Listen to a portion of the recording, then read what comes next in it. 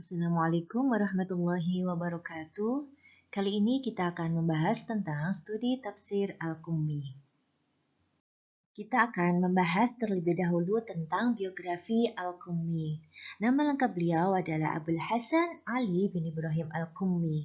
Beliau lahir di Kufah, Irak, lalu pindah ke Qum, Iran, di mana seluruh penduduknya bermadhab Syiah Imamiyah Itsna Asy'ariyah. Beliau lahir sezaman dengan Imam Al-Askari yang wafat pada tahun 307 Hijriah, sekitar abad ke-3 Hijriah. Guru-guru Al-Qummi diantaranya adalah Ibrahim bin Hashim, yakni ayahnya sendiri sebagai guru utama, karena beberapa jalur riwayat hadis diambil dari ayahnya ini. Kemudian guru yang lain adalah Ahmad bin Muhammad bin Khalid Al-Barqi, Ahmad bin Ishaq, Ismail bin Isa Al-Sanadi, Ja'far bin Salam Al-Hawazi, Al-Hasan bin Musa, Al-Husain bin Sa'id, dan Daud bin Qasim Al-Ja'fari. Sedangkan murid-muridnya diantaranya adalah Al-Kulaini. Al-Kulaini ini merupakan murid yang banyak sekali meriwayatkan hadis melalui jalur Al-Qummi, sehingga hadisnya banyak tersebar di kalangan Syiah dan mempengaruhi pandangan-pandangan kelompok Syiah secara umum.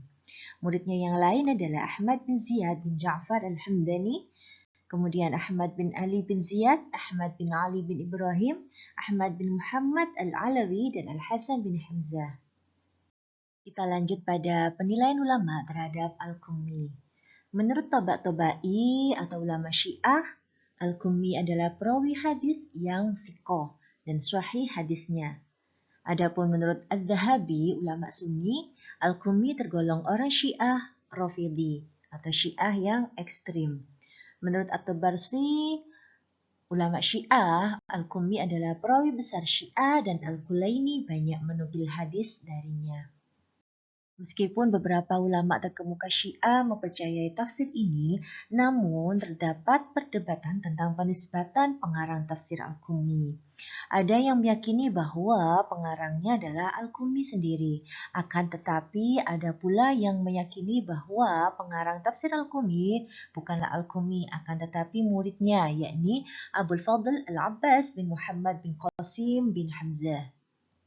Pendapat yang kedua ini, di dalam kitab tafsir Al-Qummi, mayoritas riwayat yang dikemukakan oleh Al-Abbas ini adalah riwayat melalui jalur Abul Hasan Ali bin Ibrahim Al-Qummi, sehingga kitab tafsir ini dinamakan sebagai tafsir Al-Qummi.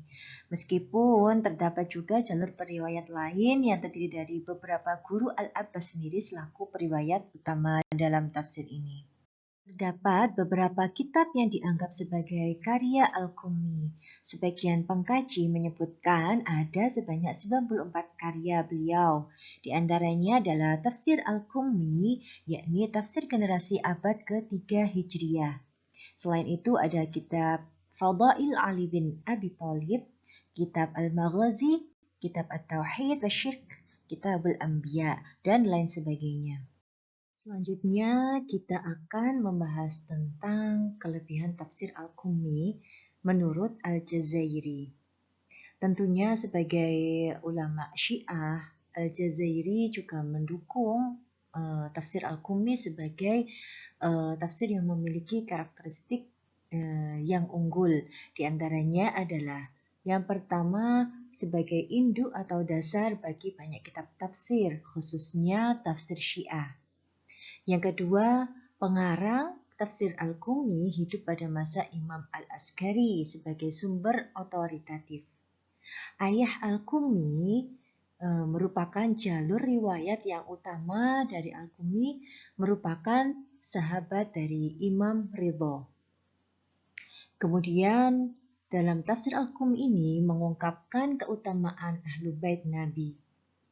Selain itu, terdapat makna-makna Al-Quran yang hanya dipahami dengan petunjuk atau penjelasan Ahlul Bait Nabi. Dan menurut Al-Jazairi juga, riwayat tafsir Al-Qummi ini berasal dari orang-orang yang jujur atau shadiqin.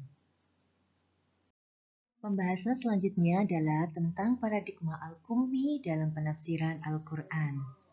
Yang pertama adalah Al-Qummi sangat meyakini bahwa dasar pemikirannya adalah menggunakan fanatisme doktrin Syiah Imamiyah, yakni tauhid, keadilan, nubuwah, ma'at, imamah yang sudah dijelaskan dalam slide sebelumnya.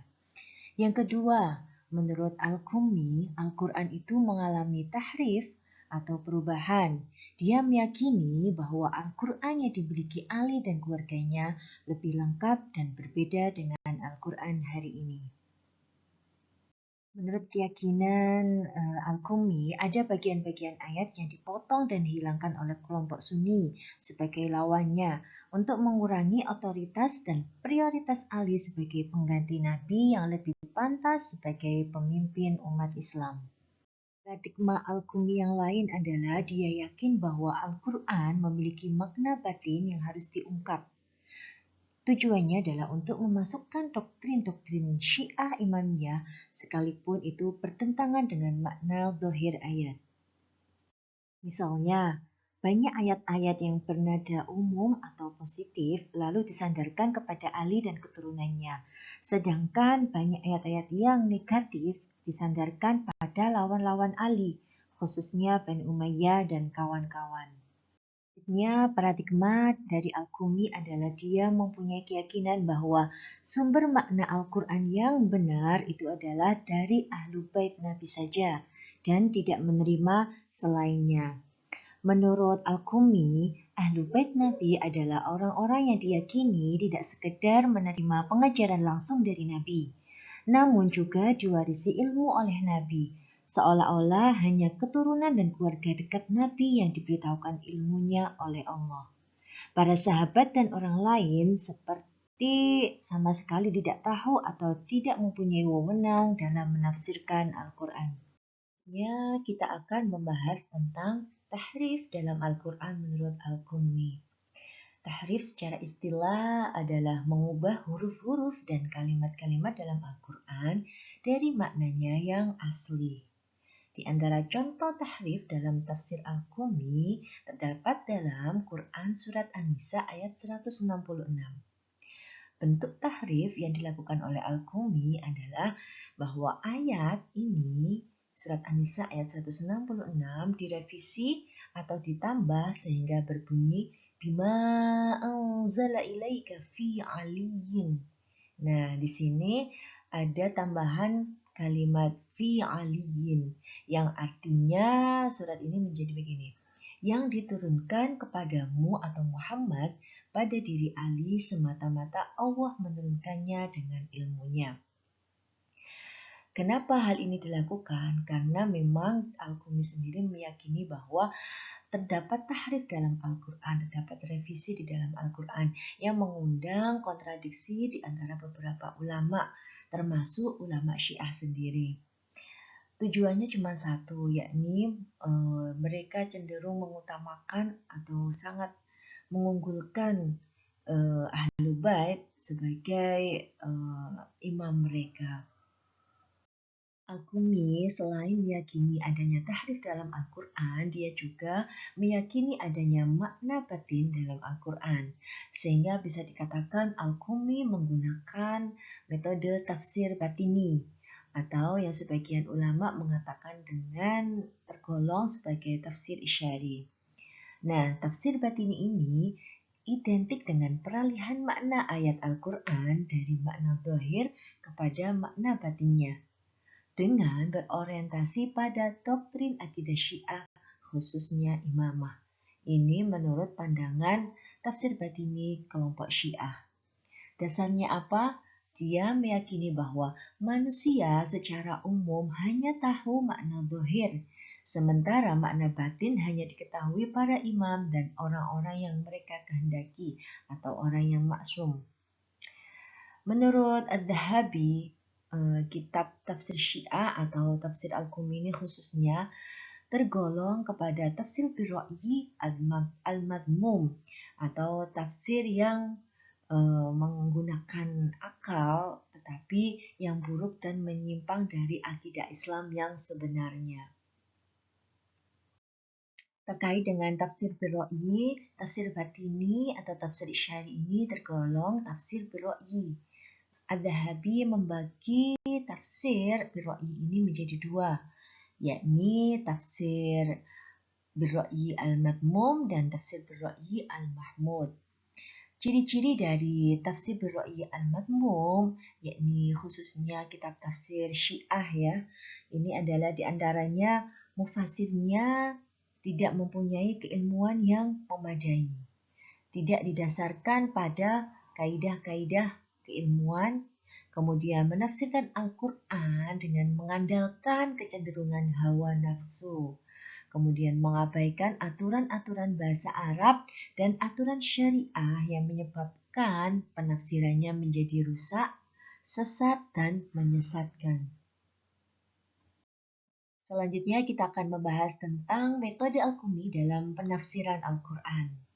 Dari segi sumber penafsirannya, Al-Qumi menafsirkan ayat-ayat Al-Quran dengan menukilkan hadis-hadis dari para imam Syiah Itsna Asy'ariyah. Kemudian, menafsirkan ayat-ayat Al-Quran dengan khobar-khobar yang dinisbatkan kepada para imam mereka. Selain itu, menafsirkan Al-Quran dengan takwil-takwil untuk mendukung keyakinan maupun fikih mereka yang berbeda dengan Ahlu Sunnah. Sehingga tafsir Al-Qumi ini dapat digolongkan menjadi tafsir bil maksud dari segi sumber penafsirannya. Selain itu, Al-Qumi juga menggunakan tafsir bir-ra'yi al-madmum dengan menggunakan akal atau yang termasuk tafsir batini ini, akan tetapi metodenya dinilai oleh Adz-Dzahabi buruk dan menyimpang dari akidah Islam. Dari segi cara menjelaskan ayat-ayat Al-Quran, tafsir Al-Qumi ini termasuk tafsir ijmali atau menafsirkan ayat-ayat Al-Quran secara singkat dan global tanpa dikaitkan dengan segi-segi keilmuan yang lain, karena memang tujuannya untuk membela madhabnya sendiri atau mengagungkan doktrin syiahnya. Untuk kemudian, tafsir Al-Qumi ini tergolong tafsir i'tiqadi atau madhabi dari segi coraknya. Karena apa? Karena kecenderungan Al-Qumi yang memfokuskan penafsirannya pada masalah-masalah teologis dan cenderung bersifat rasional. Pembahasan selanjutnya adalah tentang sistematika penulisan tafsir Al-Qumi. Naskah asli tafsir Al-Qumi ini ditulis dalam bahasa Persia, ditahqiq pertama kali oleh Sa'id Thayyib Al-Musi Al-Juz'i. Secara resmi dipublikasikan di Qum pada tahun 1313 Masehi dengan 2 jilid. Jilid pertama dimulai dari surat Al-Fatihah sampai surat An-Nahl. Kemudian jilid kedua dimulai surat Al-Isra sampai surat An-Nas. Untuk sistematikanya, tafsir Al-Qumi ini dimulai dengan muqaddimah musannif. Kemudian penafsirannya dimulai dari surat Al-Fatihah dan diakhiri dengan surat An-Nas. Al-Qumi menyebutkan jumlah ayat ketika menafsirkan surat dari Al-Quran tersebut dan menyebutkan maki atau madaninya surat tersebut. Selanjutnya kita akan membahas tentang bentuk-bentuk penafsiran dalam kitab tafsir Al-Qumi. Di antaranya adalah Fawatihus Suwar atau ahruf muqatta'ah pada awal surat Al-Baqarah, yakni alif lam mim. Ini ditafsirkan Al-Qumi sebagai huruf-huruf muqatta'ah yang merupakan asma Allah yang agung ditujukan kepada Nabi Muhammad beserta para imam Syiah. Selanjutnya pada ayat Dzalikal kitabu la raiba fih hudal lil muttaqin. Alkitab bermakna kitab Al-Quran yang dimiliki Imam Ali bin Abi Thalib. Sedangkan lil muttaqin bermakna bagi orang-orang yang menempuh jalan kaum Syiah. Pada beberapa penafsiran Al-Qumi ini selalu terkait dengan keutamaan-keutamaan Ahlul Bait dan kecenderungan dia mengunggulkan keturunan Ali dan keluarganya. Pada beberapa ayat disebutkan seperti surat Al-Baqarah ayat 26. Ini ada kata ba'udah atau nyamuk, ini diumpamakan sebagai Imam Ali.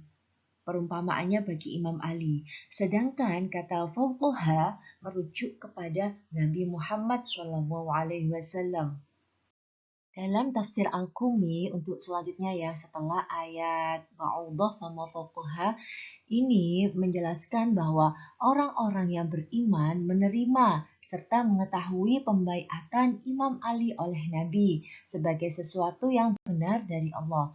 Sedangkan orang-orang kafir itu mereka mempertanyakan, meragukan dan menolak kebenaran tersebut. Terkait surat Al-Baqarah ayat 26 ini, Al-Qumi menegaskan bahwa orang-orang fasik yang ditolak dan disesatkan oleh Allah yaitu orang-orang yang mengingkari perjanjian Allah dalam pengangkatan Imam Ali sebagai khalifah Nabi dan memutuskan kesambungan antara Imam Ali dengan para imam Syiah. Selanjutnya penafsiran Al-Qumi tentang imamah.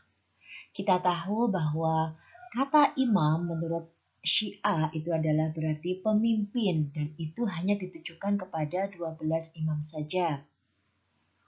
Menurut paham Syiah Itsna Asy'ariyah, para imam itu mempunyai kemampuan untuk membuat mukjizat sehingga mereka bersifat maksum atau terhindar dari perbuatan-perbuatan dosa. Di samping itu, kaum Syiah juga mempercayai bahwa ruh-ruh para imam itu berpindah secara turun-menurun, mulai dari ruh Imam Ali sampai ke bawahnya, kemudian turun lagi sampai kepada Imam 12, sehingga ruh-ruh itu akan semakin suci atau maksum. Kita perhatikan pada surat Al-Baqarah ayat 143 berikut ini. Nah, di sini ada kalimat ummatan wasaton. Nah, gelar umatan wasaton ini merupakan gelar khusus kepada para imam Syiah, yakni orang-orang yang adil, terpilih, dan menjadi penengah antara Rasulullah dengan umat manusia seluruhnya. Setelah kita memahami kitab tafsir Al-Qumi ini, kita dapat menyimpulkan bahwa Al-Qumi ini menafsirkan ayat-ayat Al-Quran ini sesuai dengan doktrin Syiah Imamiyah yang dianutnya.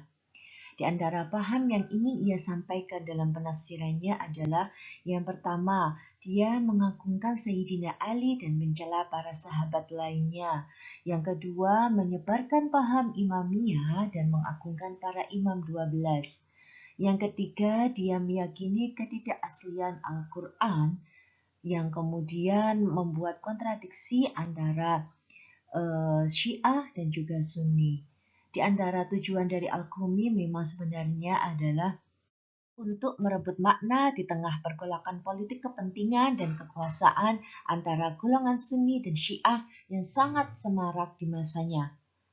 Jadi, tafsir Al-Quran secara nyata disadari bisa menjadi alat legitimasi dalam perebutan otoritas agama di dalam menyikapi konflik kepentingan kelompok yang merebak di masyarakat. Semoga apa yang kita bahas tentang materi ini bermanfaat bagi kita. Assalamualaikum warahmatullahi wabarakatuh.